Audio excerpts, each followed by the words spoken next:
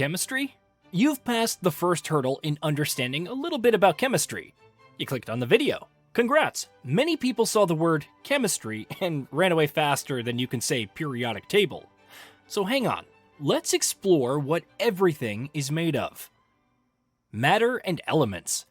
The universe is made of matter, and matter is made of elements. Chemistry is the science of matter. It's everywhere in our daily lives. For example, why does bread rise? It's because of the chemical reactions that occur when yeast feeds on sugar in bread dough.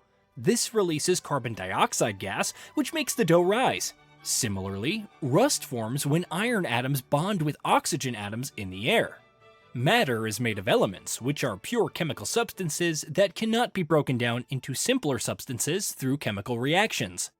In fact, hydrogen is the most abundant element in the universe, making up 92% of its atoms, followed by helium. On Earth, the crust primarily consists of oxygen, silicon, and aluminum. However, iron is the most abundant element by weight when considering the entire Earth. In humans, over 96% of our bodies are composed of just 4 elements: oxygen, carbon, hydrogen, and nitrogen. Atom. An atom is the smallest part of an element that still retains the element's properties, like a single Lego brick representing the whole set. The word atom comes from a Greek word meaning indivisible. Atoms consist of protons, neutrons, and electrons, and are the basic units of matter. Electrons are tiny, negative particles that move around the nucleus. They help atoms bond and react. Neutrons are neutral particles in the nucleus. They add weight and keep the nucleus stable. Protons are positive particles in the nucleus. They determine what element the atom is. Chemical reactions.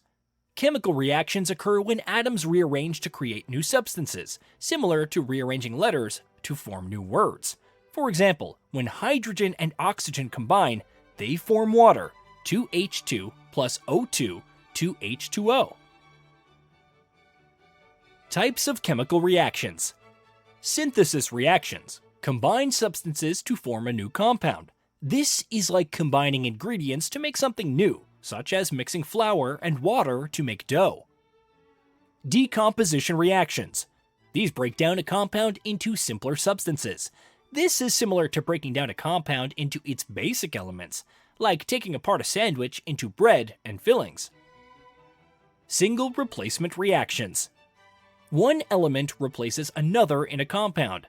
It's like swapping out one ingredient in a recipe, such as replacing butter with margarine. Double replacement reactions. Exchange ions between two compounds. This is like exchanging partners in a dance, where two compounds switch their components to form new compounds. Molecules.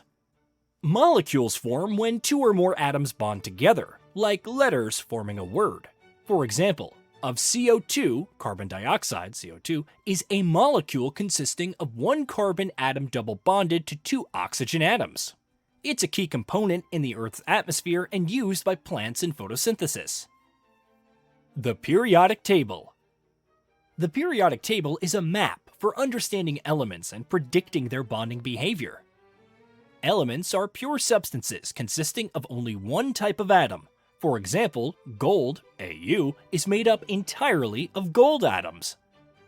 Each element's box includes its atomic number, number of protons, symbol, and atomic weight. For example, carbon's atomic number is 6, meaning it has 6 protons. This number is unique to carbon and doesn't change. If you add a proton to carbon, it becomes nitrogen, which has an atomic number of 7. The atomic number, number of protons, always stays the same for an element. The mass number, or atomic weight, is the total of protons and neutrons. Sometimes you'll see this number as a decimal. This doesn't mean protons or neutrons are fractional. It means the mass number is an average. The rows are called periods, and the columns are groups of families. Groups. Elements in the same group have similar properties and the same number of valence electrons, which determines their reactivity and predict how they will bond. Example: Group 1 alkali metals includes elements like lithium, Li, and sodium, Na, which each have one valence electron and are highly reactive. Periods. Periods are the horizontal rows. As you move from left to right across any period on the periodic table, you'll notice a gradual transition from metallic to non-metallic properties. For example, periods 1, the elements transition from metals like lithium and beryllium to nonmetals like oxygen and fluorine as you move from left to right. Periods 4 and beyond. The pattern continues, though the transition includes more metallic elements and a variety of properties, eventually ending with noble gases, inert gases. Valence electrons and the octet rule. Valence electrons are the outermost electrons of an atom and determine how an atom bonds and reacts with others. Atoms strive for stability by filling their outer shell with electrons, often following the octet rule for many elements, where they aim to have 8 electrons in their valence shell. Full valence shell. Think of filling an atom's electrons like filling seats in an auditorium. The closest seats, the nucleus, fill up first. In basic chemistry, the maximum capacity of each shell is as follows. First shell, up to 2 electrons. Second shell, up to 8 electrons. Third shell, up to 18 electrons. Fourth shell, up to 32 electrons. This filling order follows the Aufbau principle, which states that the electrons occupy the lowest energy orbitals first before filling higher energy ones. Quantum chemistry helps us understand this behavior and how electrons are arranged in orbitals. Now, let's take carbon as an example. Carbon's atomic number is 6, so it has 6 electrons to place. You start filling from the innermost shell and move outward. The first shell will get 2 electrons. The second shell, which is the valence shell for carbon, will get the remaining 4 electrons. Atoms are like people. They want to feel stable and happy.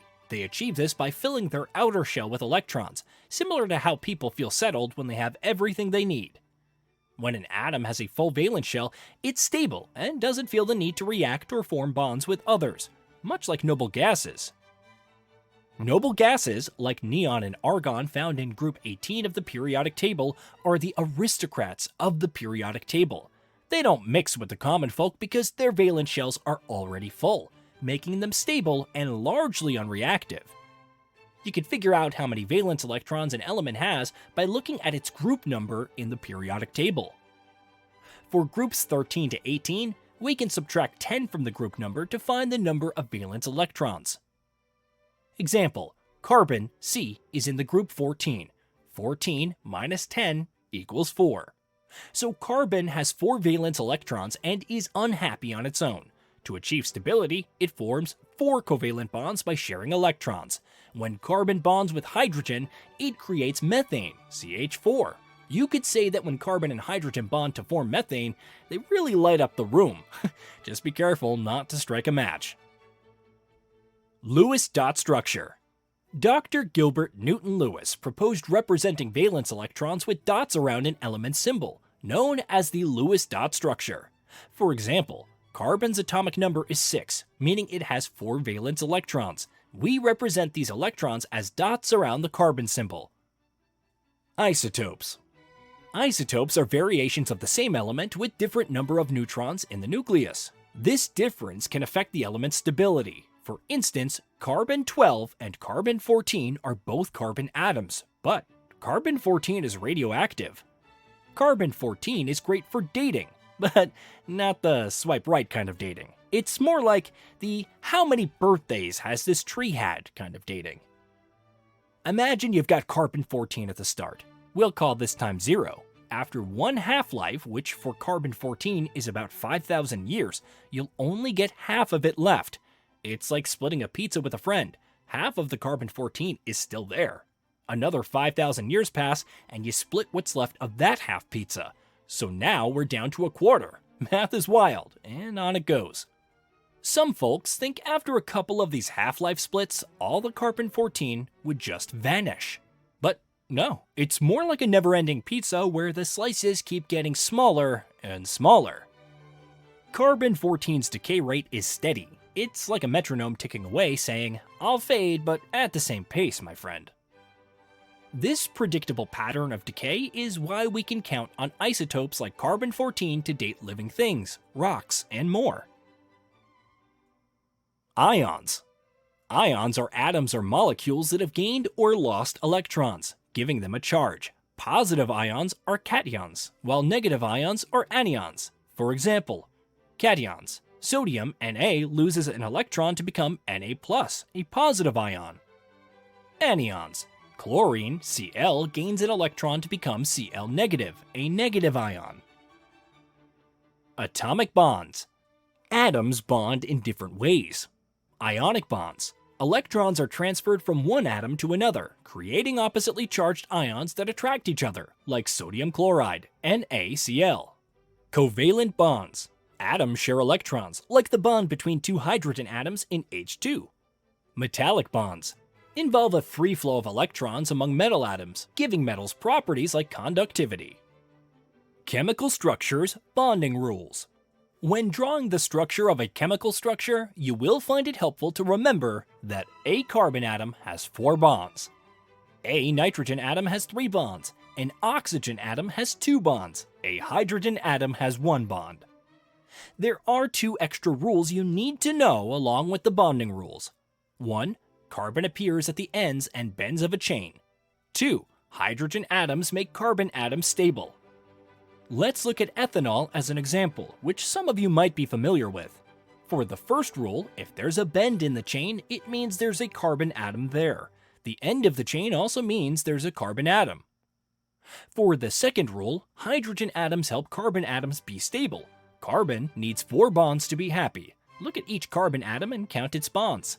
For instance, if a carbon atom has 1 covalent bond, it requires 3 more hydrogen atoms to be stable.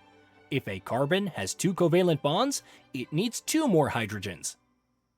Once you add the hydrogens, count all the atoms: 2 carbons, 6 hydrogens, and 1 oxygen. This gives you the chemical formula C2H6O for ethanol. Intermolecular forces. These are forces between molecules, influencing how they interact, kind of like the invisible rules at a molecular get-together.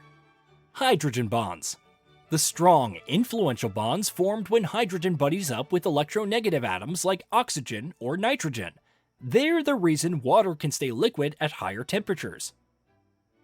Van der Waals forces. The low-key, universal forces present between all atoms and molecules. Though they're the weakest, they play a crucial role in nonpolar molecules, ensuring even the most aloof nonpolar molecules stick together in the end. Surfactants.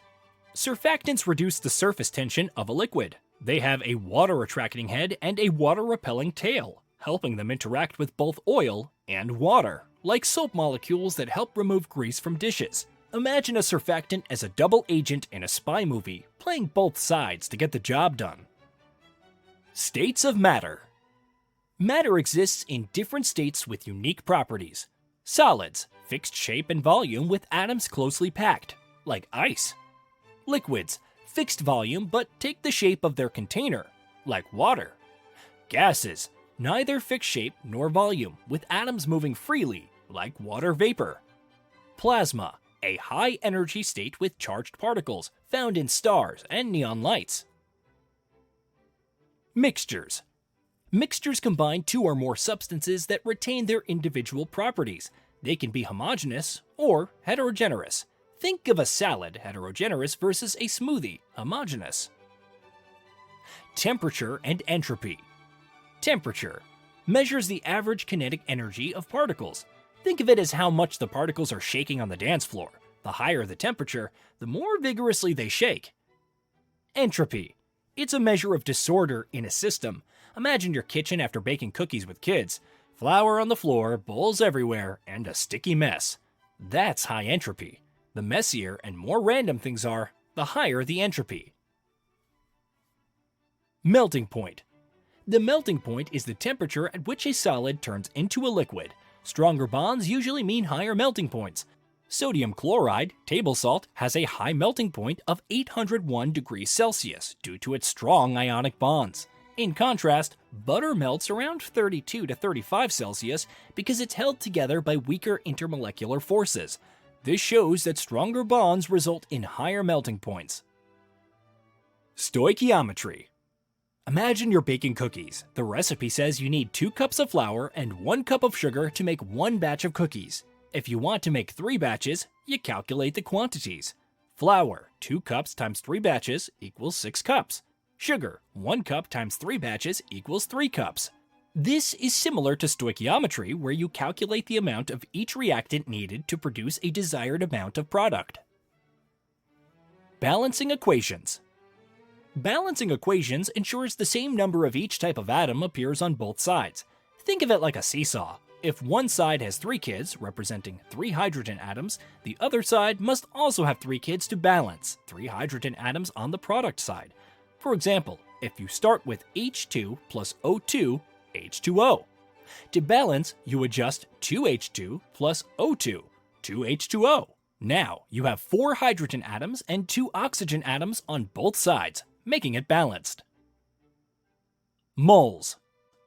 Let's talk about moles, not the ones on your skin and not the animal.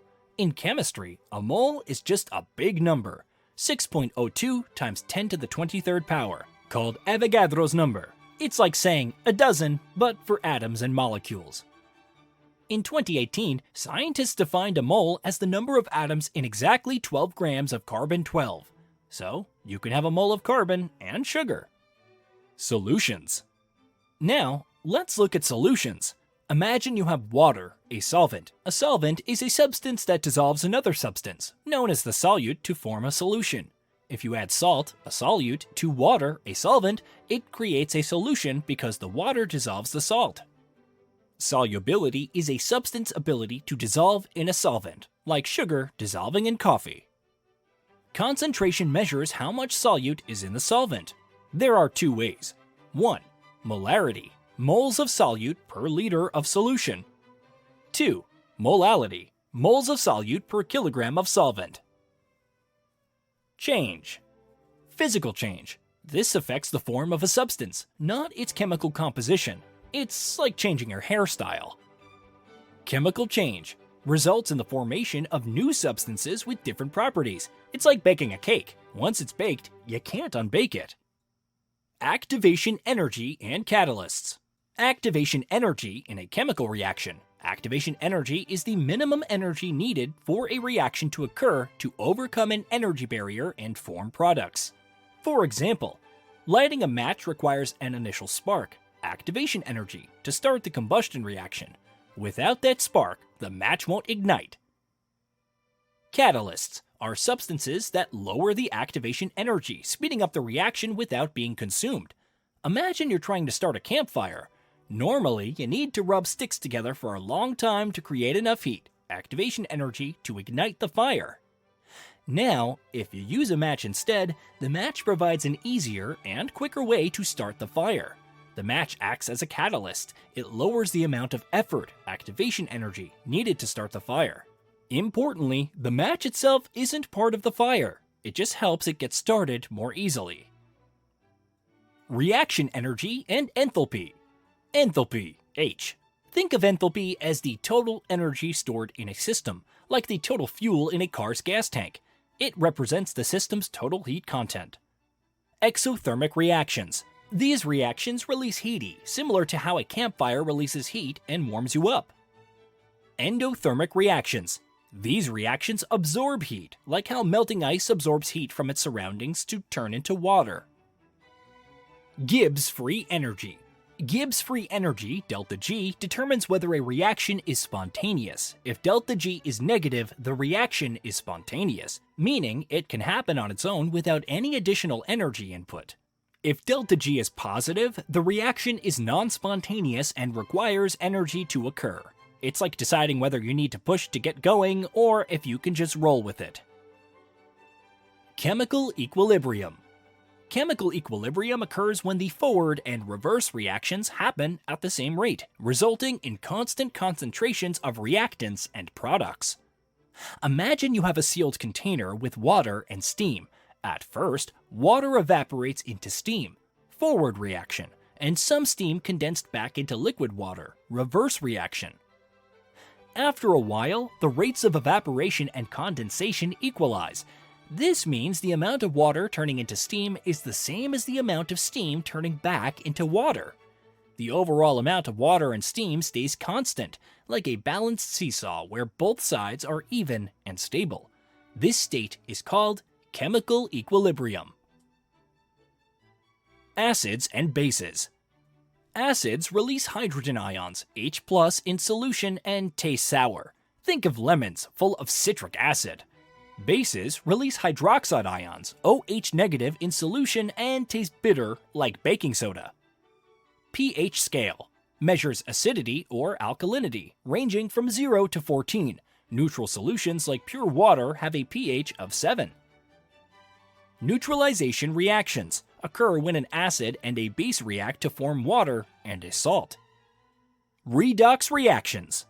Redox reactions involve the transfer of electrons between substances. In these reactions, oxidation is the loss of electrons, reduction is the gain of electrons. A helpful way to remember this is with the phrase oil rig. Oxidation is loss of electrons, reduction is gain of electrons. Remember, chemistry isn't just a subject in a textbook, it's the science behind so much of what we see and experience every day. Stay curious, keep exploring, and who knows, maybe you'll uncover the next big discovery in the world of atoms and molecules. Thanks for watching, and see you next time.